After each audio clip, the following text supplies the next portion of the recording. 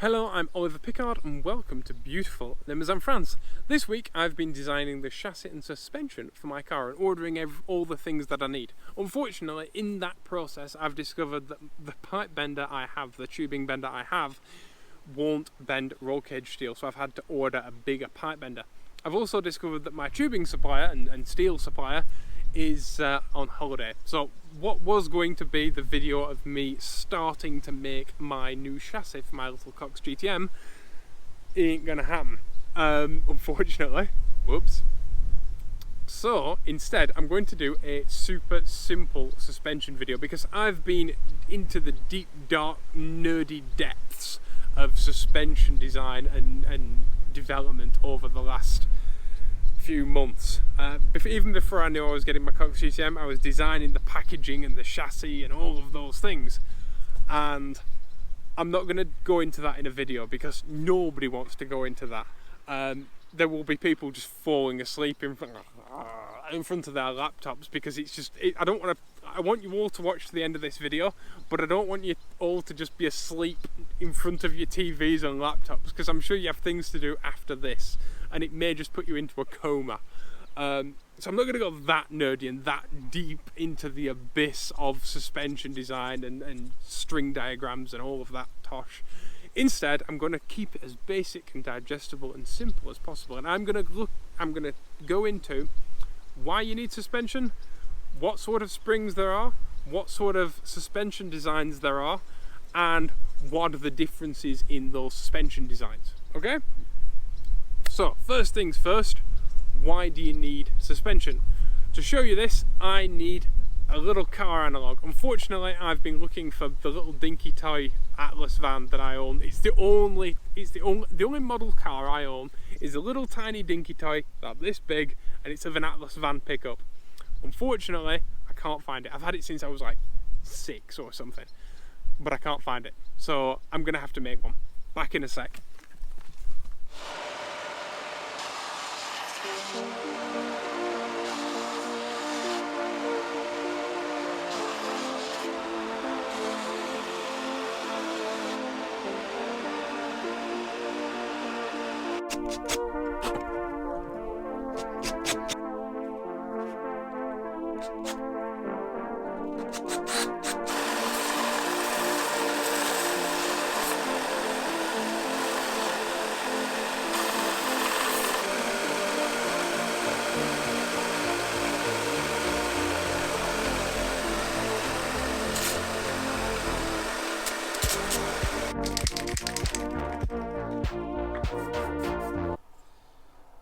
Yeah, when I swear and make a mistake, that's when you zoom in.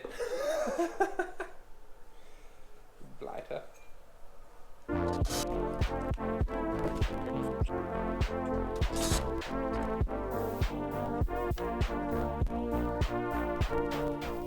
Meet Gary.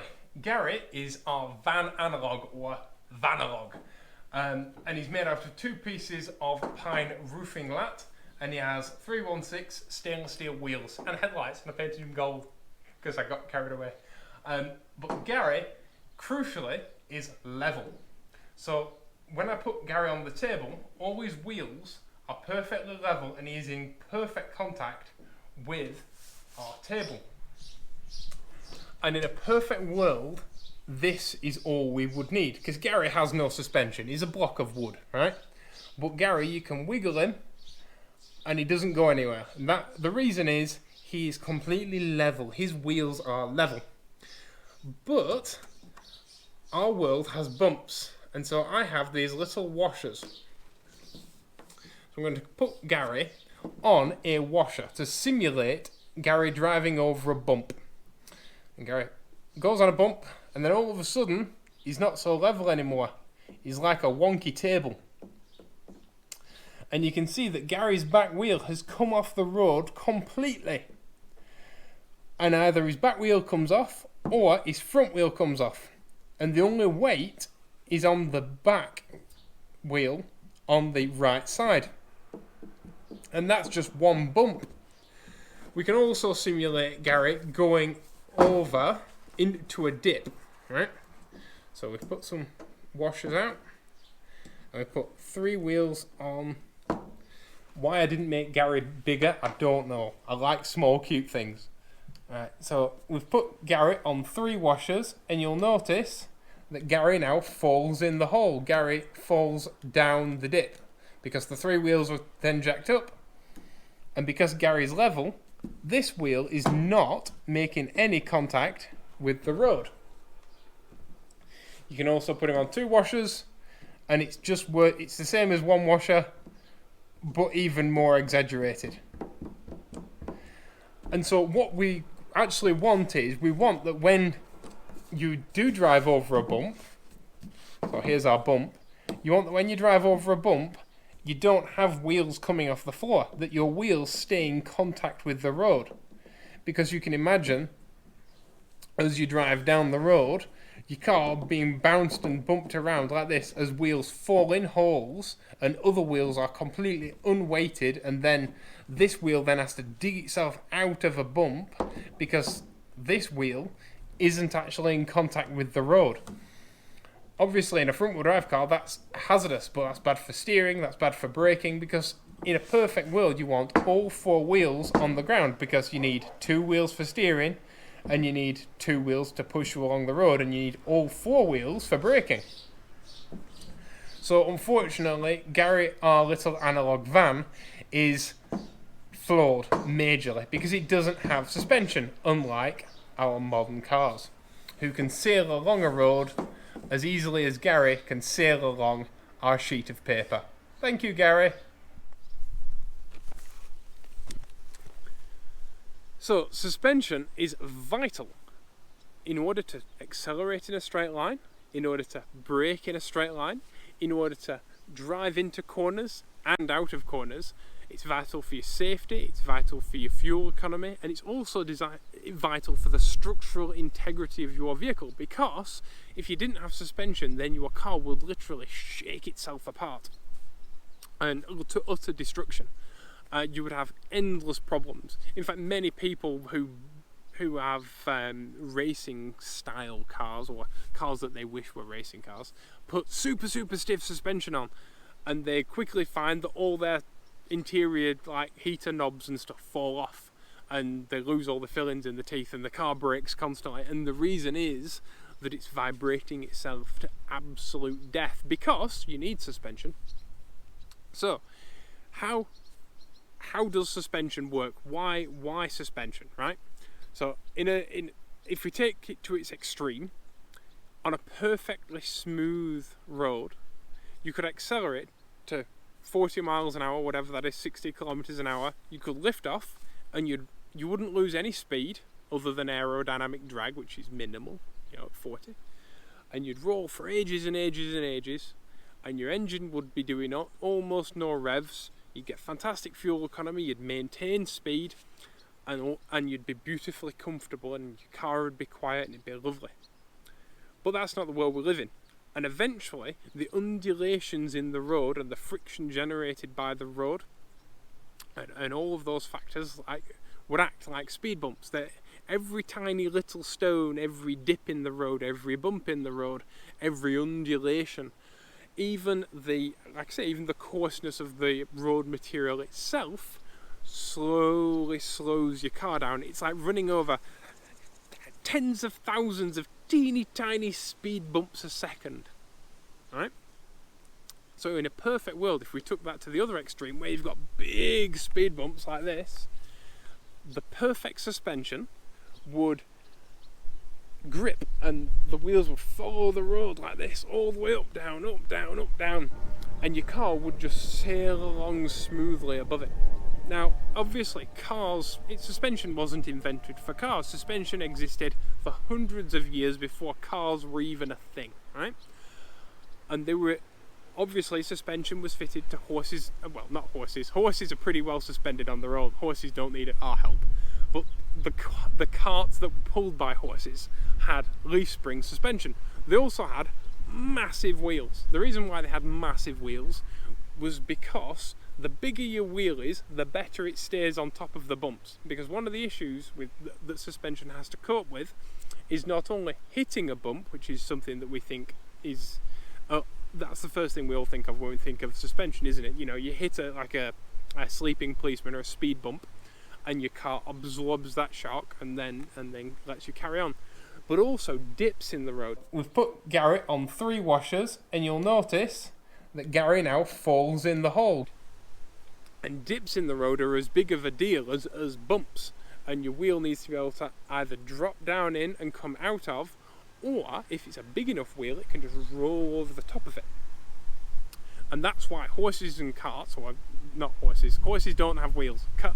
Cart-pulled horses have massive wheels, but obviously that's not really good, because in a car, like, you'd have that much turning and it would take you about a week and a half to parallel park. So you need reasonable size wheels, but that requires much more suspension. So that's the basics of suspension. And suspension has a certain amount of what's called sag, which is the weight of the vehicle compresses on a flat road, not moving. The weight of the suspension compresses the suspension slightly, and that means that when you hit a dip in the road, the wheel can drop in without the car dropping in. So it's basically the opposite of what I've just showed you with Gary the analog. Gary, with his wheel on top of that washer, he ends up as a tripod, and 2 of his wheels don't really make contact with the ground. All the weight of the vehicle is on 1 wheel. When you fall into a dip, the same but opposite happens, where you basically, your wheel falls in a dip, so one of your back tyres lifts off and you fall in the hole, unless your wheels are either big enough to go over the top of that dip, or your suspension can drop down and then drive out of it without affecting the car. So it's the exact same thing. Your car sails along beautifully and your wheels go up and down and soak it all up. Now then, there are 4 main sorts of spring. Those 4 main sorts of spring are leaf springs. Leaf springs are pretty much the oldest sort of spring. And a leaf spring is comprised of a pack of springs, and they are metal leaves. And the size of them and the thickness of them and how many in a pack are what gives them their hardness or softness. The more leaves you have in a pack, the harder the spring is, and the thicker they are, the harder the spring is. There are longitudinal leaf springs which run along the length of the car. These are used on things like Jeeps and a lot of off-roaders for a long time, even modern vans at the rear. A lot of modern vans use two longitudinal leaf springs, one on either side of the chassis. But for a long time, Jeeps did, and a bunch of old stuff did.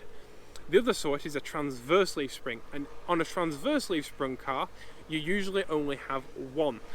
Cars that have transverse leaf springs that run across the car are cars like the Peugeot 202, the Peugeot 203, the Corvette, even for many years up until very recently, had a transverse leaf spring at the rear, and the Fiat 500, the original Fiat 500, had a transverse leaf spring at the front. And leaf springs are good, except for the fact that they spring both ways. You struggle to control a leaf spring because it can do this. And because it's a bow, it's just like a bow and arrow. A bow and arrow, not the arrow bit, but the bow bit of a bow and arrow is basically a big leaf spring. And because of that, it can flex one way, but it can also flex the other. And it can also flex along its length. So a lot of people have designed multitudes of different ways using links to the chassis to control that.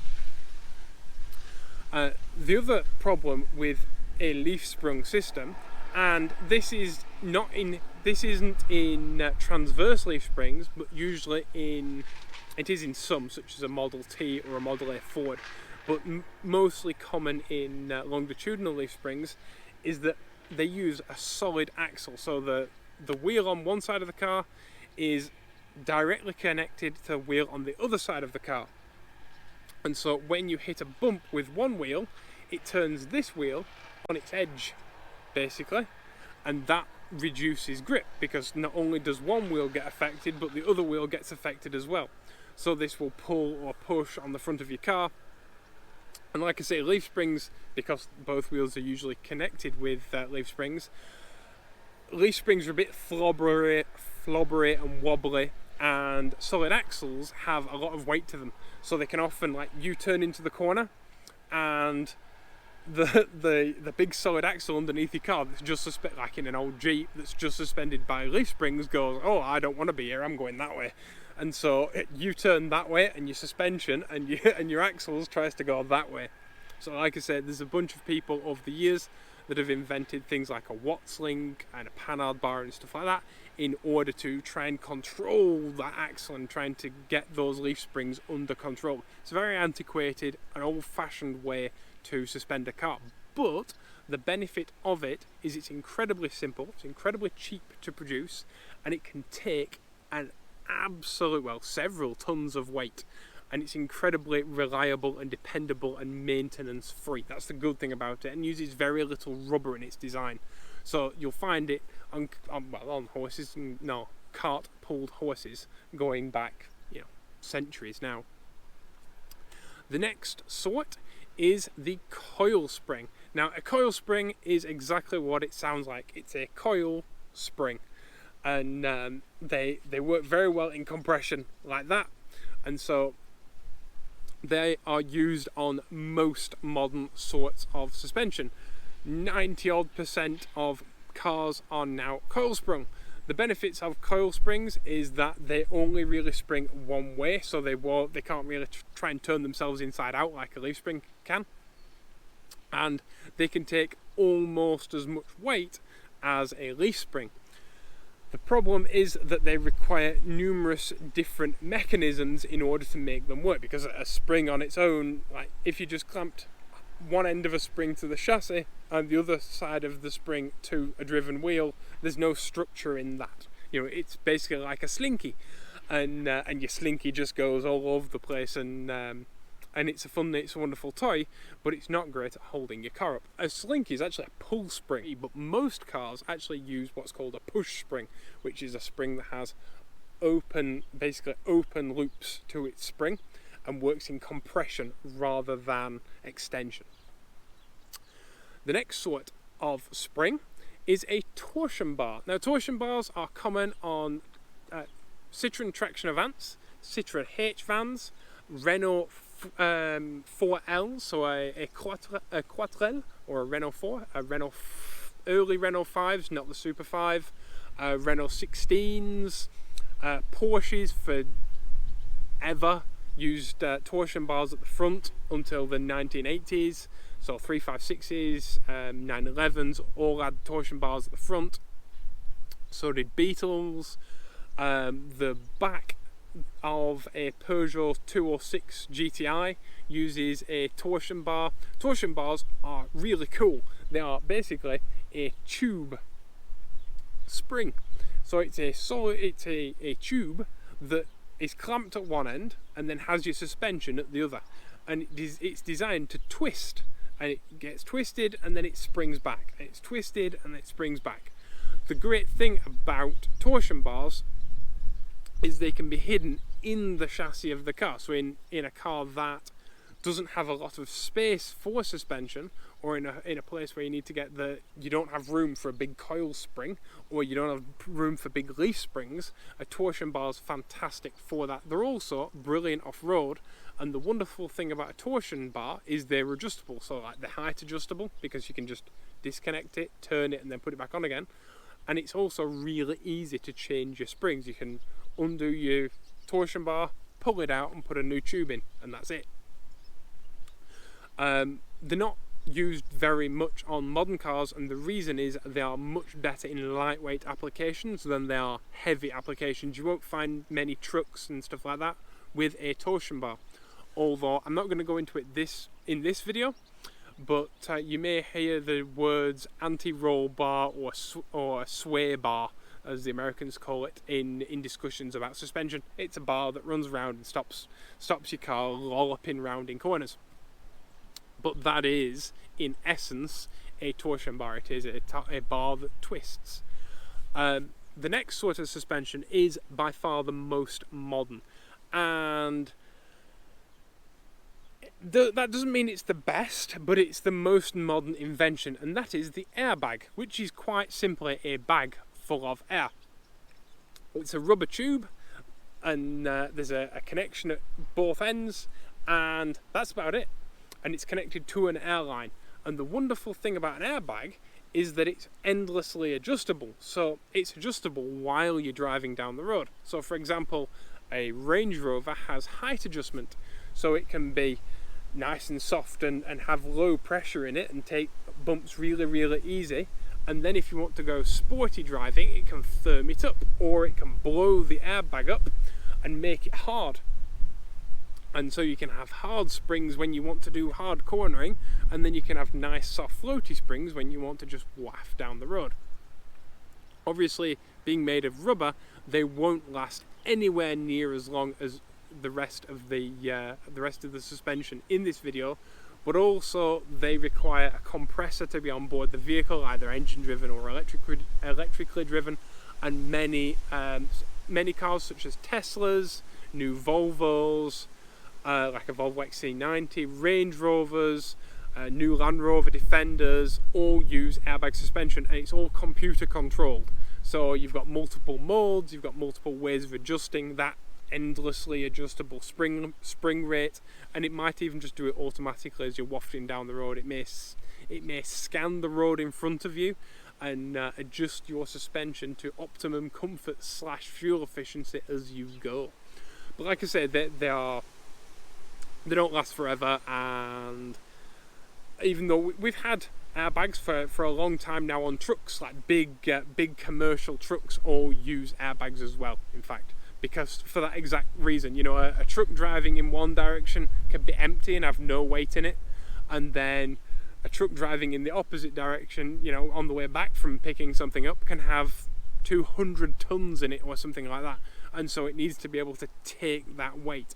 It can't take quite as much weight as a leaf-sprung car or a leaf-sprung truck, but in cases where you have big differences in weight, so you know, going to pick something up, you've got no weight in your truck, and a leaf-sprung car would be all over the road because you have no suspension. Your springs are so hard, and then once you've got, you know, 100 tons in it, it's happy, and that then can compress the suspension, but you'd end up oversprung. So that's why they use airbags on big trucks.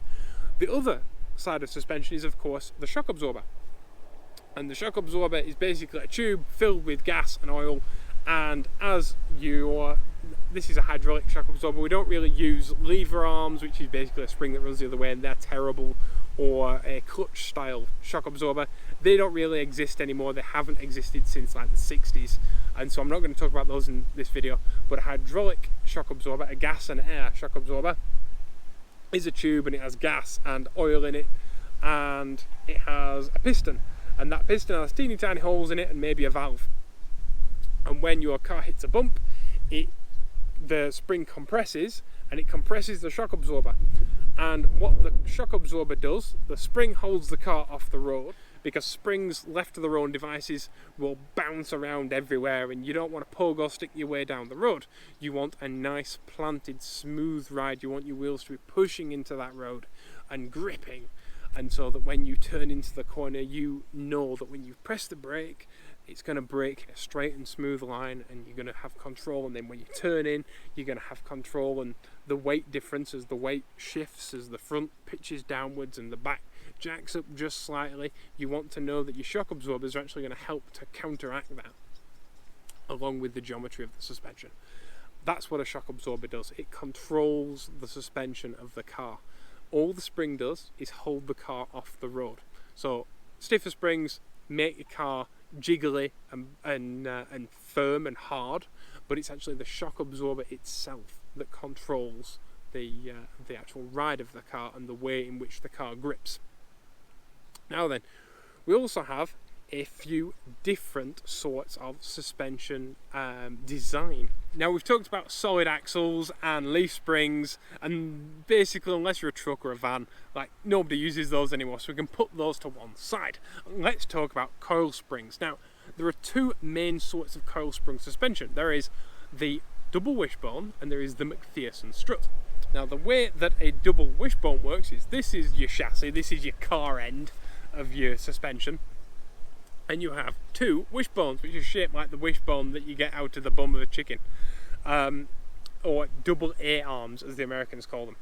And your two wishbones come out like this. They're basically, they're shaped like triangles, and 2 points attached to your chassis and then extend out like that. And then they attach to what we English people call an upright. If you're American, it's called a knuckle, which I quite like. I quite like the Americanism in this case, because it sounds like your car's knuckling into the ground, doesn't it? Your car's like knuckle. It's quite a descriptive term. Quite like that, knuckle. So you've got, in your knuckle has your wheel bearing on it. It also has your brakes on it, and it has your wheel and obviously the tyre on it. And they bolt to your knuckle.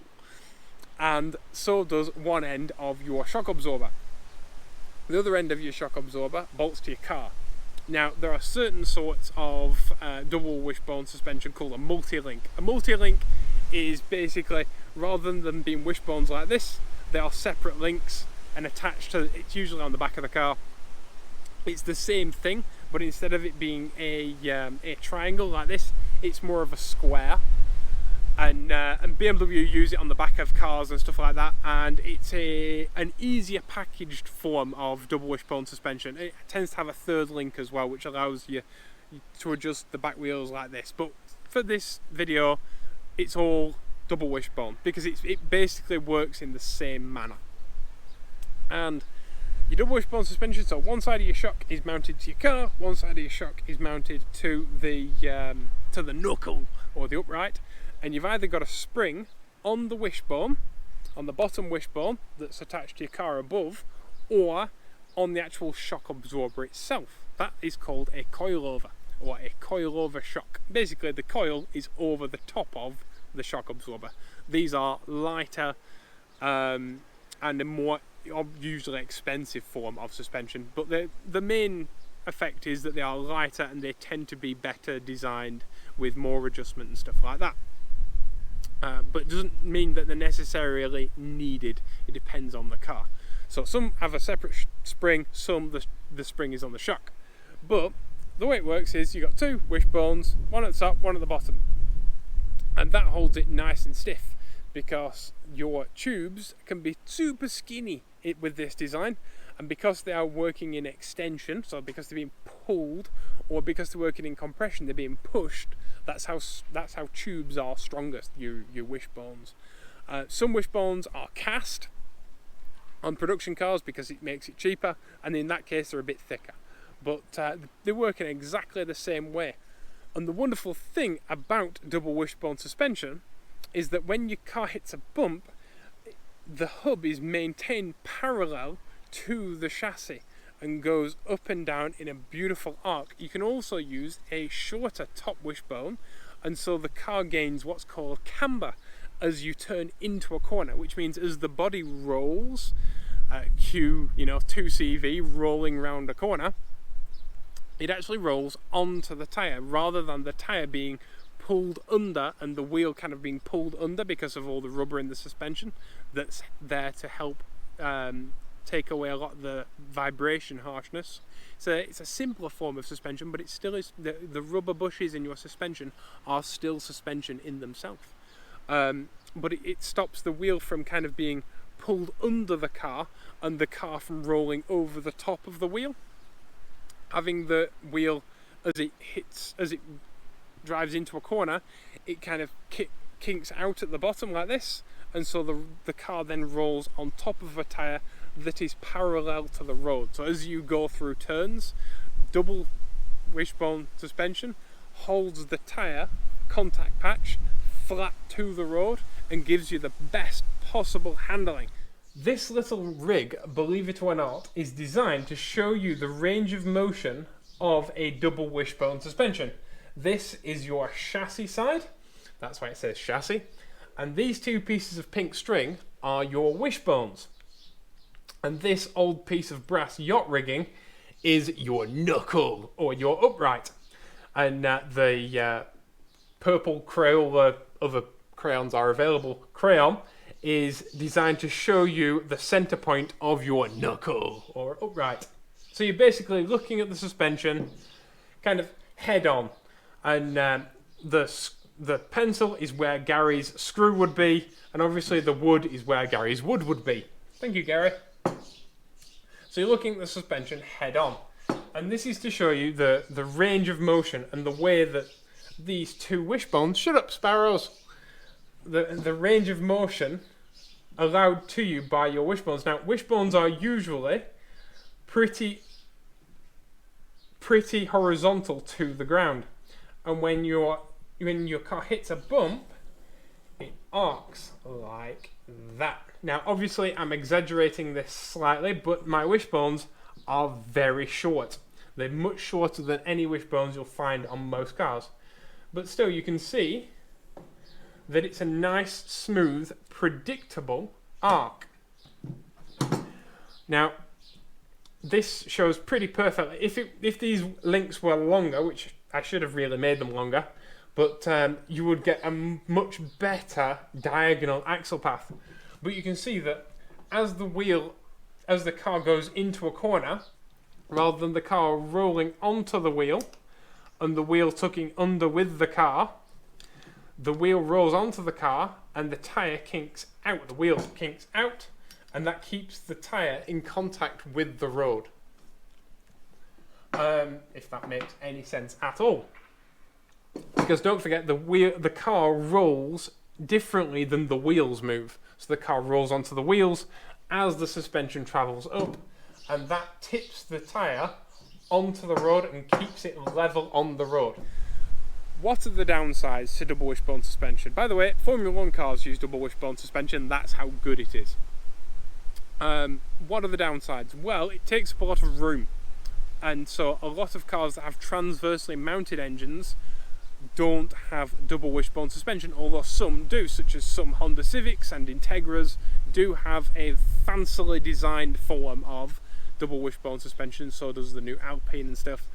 Has fancy design of double wishbone suspension that allows them to package what would be a very bulky suspension system in not very much space at all. The other thing is that it's slightly heavier than a standard suspension system if it's all made of cast parts and stuff like that, which most factory suspensions are. Cars most notable for their double wishbone suspension are things like Formula 1 cars. The Mazda MX-5 or Miata is also massively famed. That's why everyone says, oh, it's slow, but it handles amazingly. The reason is it has double wishbone suspension, as does the new Alpine. Any car you can think of where people say, oh, the handling is absolutely incredible. A lot of Ferraris, Paganis, all that sort of thing, all use double wishbone suspension. The creme de la creme of handling cars all manage to fit in some form of double wishbone suspension. Now then, on to MacPherson strut. Now, MacPherson strut is a much simpler, much cheaper form of fully independent suspension, and it uses a wishbone at the bottom but no wishbone at the top. Instead, it uses a strut, a MacPherson strut, and that uses the coil and the shock absorber in one unit that also has like a leg on it, and that leg is connected to your knuckle or your upright. It's all one piece. Your strut is your shock, your spring, and your knuckle all in one together. It's all one unit. And as you go over bumps, it compresses, but it compresses in a linear manner. So basically, because it's on a strut and that strut has a spring and a shock absorber on it, it can only go kind of up and in like this.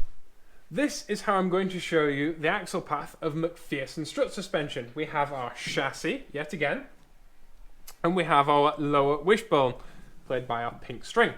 The role of our MacPherson strut is being played by this piece of aluminium channel, because as a MacPherson strut compresses, it compresses in a linear manner along the length of the strut. And I've replaced the pin that was in the that had the other wishbone attached with this bolt, but it's exactly the same thing. Now, if this was a car, this would be a cast piece and there'd be a bracket across here, but the path that it travels stays the same. Now, notice the angle of this piece of yacht rigging. As the suspension now compresses, so we travel up the aluminium channel all the way to the end, you'll notice that it is a far more shallow angle. But not only that, the piece of rigging is now much straighter, which means that as our wheel travels up the suspension travel, it's actually going to lose camber, and it's going to end up either horizontal at 0 degrees camber, or it's actually going to end up slightly turned in. So that's your Gary, that's your wheel, and your wheels, instead of being out like this with camber, actually have negative camber, like that. So your wheels would actually be facing in. And so as your car rolls over into the corner, because you've got nice soft suspension, your wheel is actually tucking in, like that, which is obviously not good and will cause a slide. So in order to have as much camber as you would have with double wishbone suspension, you have to start with a lot more. And then as the suspension compresses, it loses a lot of its camber, but you're still left with some. And the way that you adjust that is by adjusting the full length of the wishbone. If we have a look at our path of double wishbone, bring them both together, you can see that the double wishbone actually gains camber, whereas the MacPherson strut loses camber as it compresses. But the MacPherson strut actually doesn't lose as much width, because if you can imagine, if you doubled this and it was 2 wheels, these 2 wheels would actually come in together like that.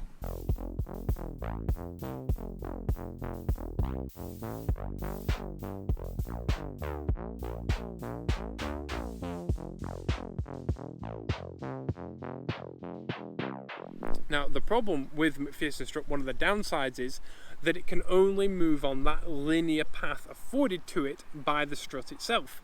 And so it's as you turn into a corner, the car can't actually gain camber, it can't actually tilt over more. And the camber is set, and then that's what it is.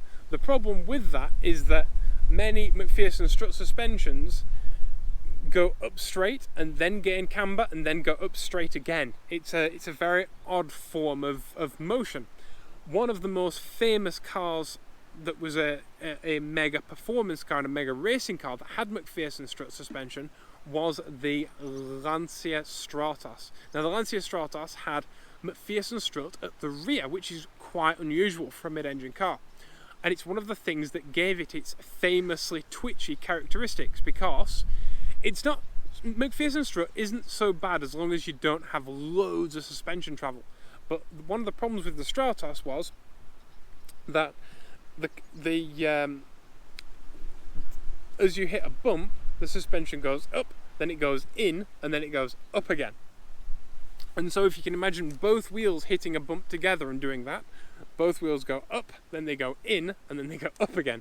And so halfway through a bump, your car reacts very differently to at the beginning of that bump, making for a rather bizarre and twitchy feeling car where you're never quite sure what the car is going to do. Whereas a double wishbone suspension moves in a very linear and controlled fashion, and it's much more predictable suspension geometry. The benefit of a MacPherson strut suspension is it's incredibly cheap to make, and it's excellent to package with a transverse engine or a sideways engine, because it just uses that single strut, and then the main wishbone can actually be underneath and out of the way. And it gives you loads of room for packaging. It's very simple, it's very cheap, and it can actually be tuned to be incredibly effective and very adjustable, but not quite as good and never quite as adjustable and never quite as effective as a double wishbone suspension, which is why even on formula cars and circuit driven cars that don't have the most suspension travel in the world, you will still find double wishbone suspension because that predictable nature is vital. It's also worth noting that both a MacPherson strut and a double wishbone suspension can be used with an air spring rather than a coil spring, although usually with a double wishbone you will find a coil spring. Now the third sort of, well, fourth really, sort of suspension I'm going to talk about is the trailing arm. Now trailing arms you will find on Citroen DS's, you will find on the back of a Peugeot 206 or 205 GTI. I think it's 205 GTI. You'll find it on the front and back of my Citroen 2CV. And you'll also find them on Baja buggies. And that's for a very, very good reason. What is a trailing arm? Well, it's quite simple. It's an arm that trails behind the car. So that's your chassis, that's your trailing arm, and that's the side that the wheel is attached to. And that's about as complicated as it gets. The swing arm on the back of a motorcycle is also a trailing arm. It trails behind the motorcycle. There are vehicles with leading arms, such as a 2CV or a Citroen DS, and that's the exact same thing, but the other way around. Now then, a trailing arm can be used with either a coil spring or a coilover shock absorber.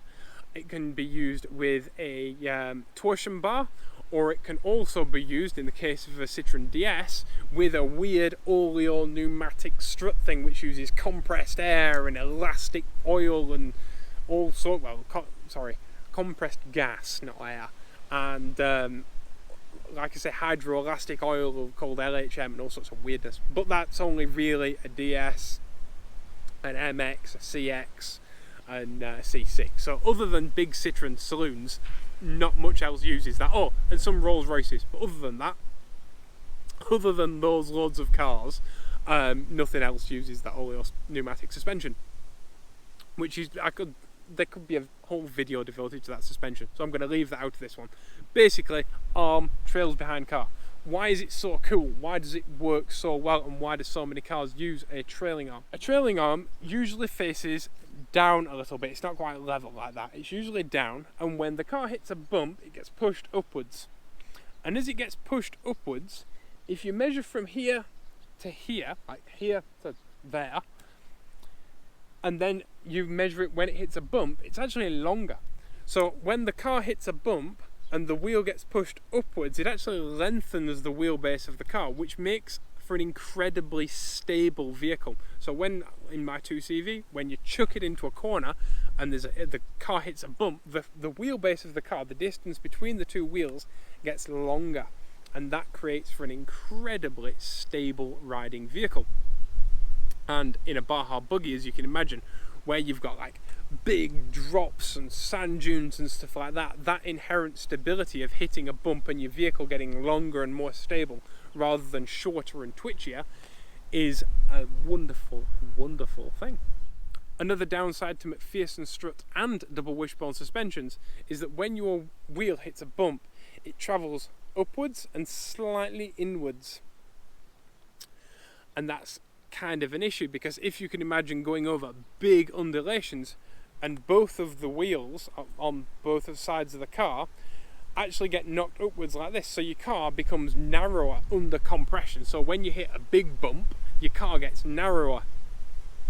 That obviously doesn't help with stability, but a leading arm or a trailing arm actually stays the same length. The wheelbase of the car gets longer as the trailing arm hits compression, but as the trailing arm goes up and down, your car doesn't functionally get shorter unless you're running camber by twisting that arm and having it go inwards like that. But that also causes some issues, so you can't really run much camber with a trailing arm or leading arm. So you can't tilt the wheels outwards like that very much. You can do it a little teeny tiny bit, but not as much as you can with MacPherson strut, and definitely not as much as you can with double wishbone suspension.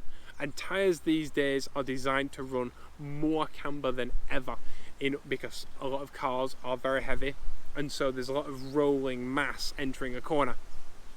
And so they design tyres and they design suspensions to have more camber, and that allows the car to then roll the weight of the car onto the tyre rather than not, and the tyre tuck underneath.